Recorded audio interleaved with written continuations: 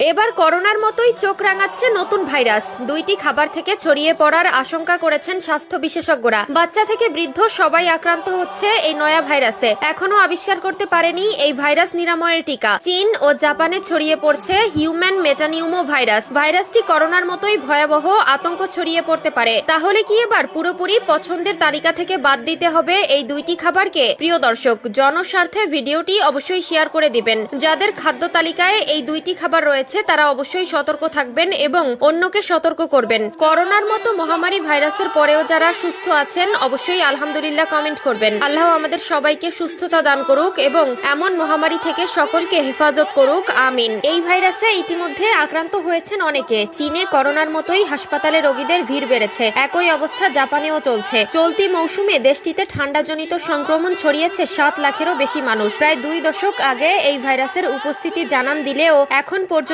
এর টিকা আবিষ্কার হয়নি। প্রাণঘাতী করোনা ভাইরাস সংক্রমণের 5 বছর পরে চীনে এবার নতুন ভাইরাস ছড়িয়ে পড়েছে। ভারতীয় সংবাদ মাধ্যম এনডিটিভির প্রতিবেদনে বলা হয়েছে, দেশটির হিউম্যান মেটানিমো ভাইরাস HMPV নামে একটি ভাইরাস দ্রুত ছড়িয়ে পড়ছে। চীনের স্থানীয় গণমাধ্যম ও সামাজিক যোগাযোগ মাধ্যমগুলোর বিভিন্ন পোস্টে বলা হচ্ছে, নতুন এই ভাইরাস দ্রুত ছড়িয়ে পড়ছে। এর ফলে হাসপাতাল এবং শ্মশানগুলোতে চাপ বাড়ছে বলেও